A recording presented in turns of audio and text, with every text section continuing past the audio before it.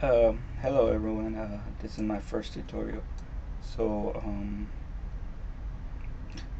heads up, I'm a little sick. I'm coughing a lot. So if you hear my voice go in and out, I'm trying to hold back the cough. I'm trying to hold me back from coughing. So this tutorial is focused on how to use the airlift, the seaknight airlift. You know, like in the mission where the nuke goes off. So we want to use this baby right here. That's the whole purpose of this tutorial, to use this special helicopter. If we look at the seaknight right here, let me select it, bring up the entity values. Vehicle type is actually different. It's not just seaknight, it's seaknight airlift. The model is also different. It's a CH-46E open door interior.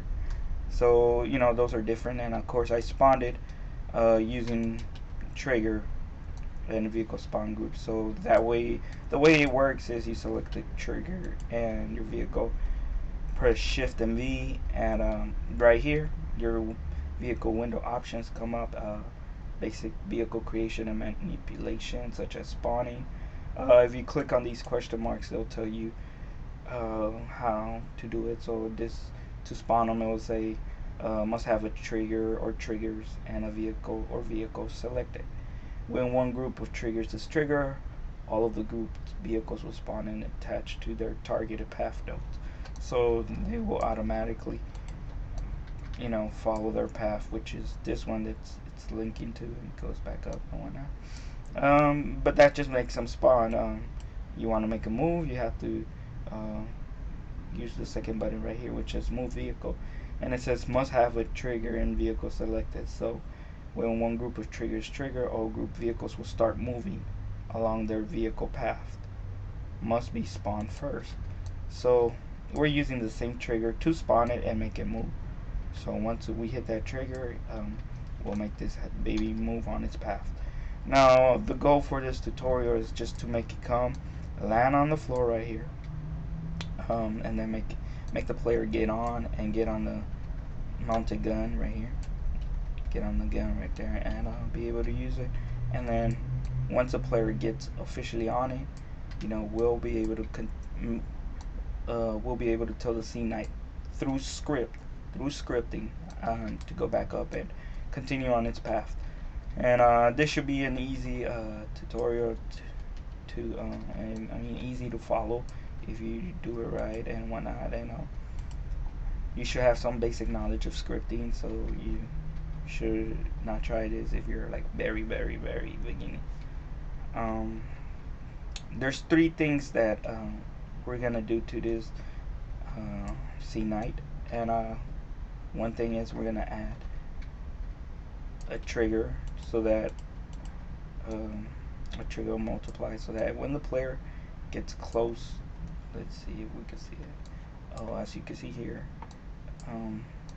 the seaknight will be right here, the Mark 19 actually, and the origin will be like right there. So when we link it through the scripting, that's part of the scripting. What we're gonna do, we're gonna link it, and so when the player goes here, he triggers this trigger.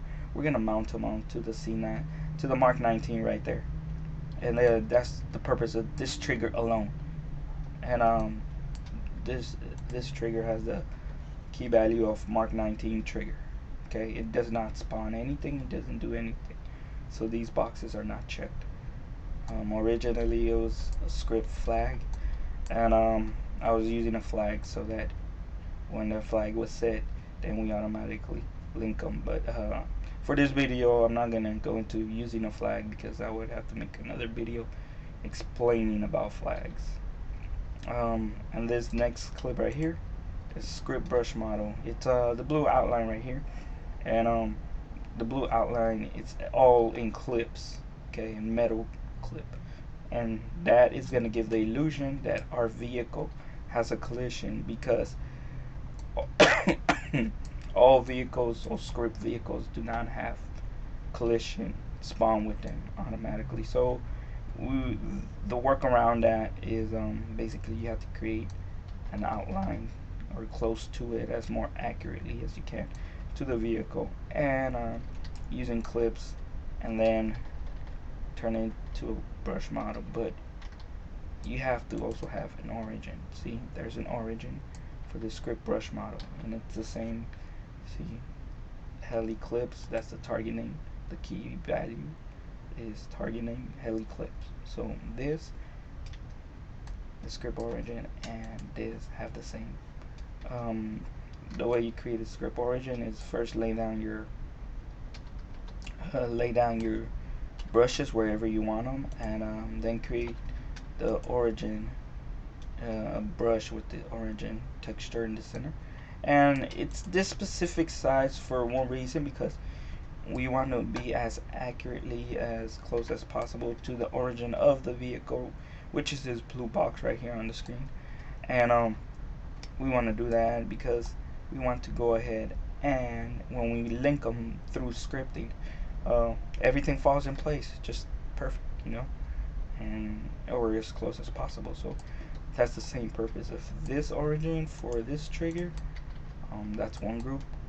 This is the brush model with its own origin in there, and that's another group. That's and then finally we have another trigger, and with also the same purpose of a script origin in the middle.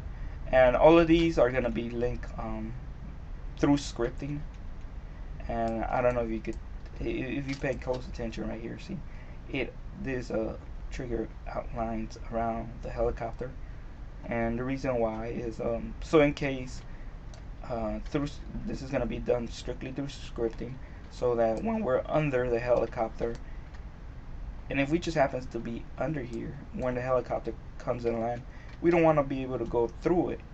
We want to bring some realism to it, so that trigger will go ahead and once it gets triggered, we automatically get killed.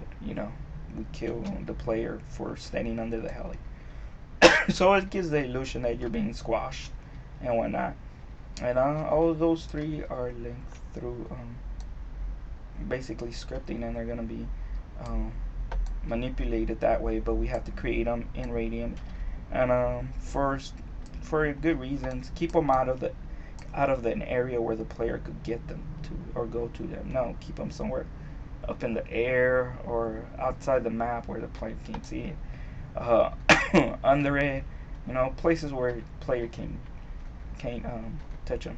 We're gonna, because they're gonna be handled through scripting. So, that's how that should go. And this is a spawning point for me. There's a trigger radius here, and the trigger radius will notify us. And then again, this is through scripting. Will notify us when it gets triggered by the helicopter, because we give it a target name. It has a target name of Auto 24. We check the box that says vehicle, so only a vehicle could trigger it. We also check the box that says not player, so obviously the player won't trigger it. And yeah, then it come down here when it lands.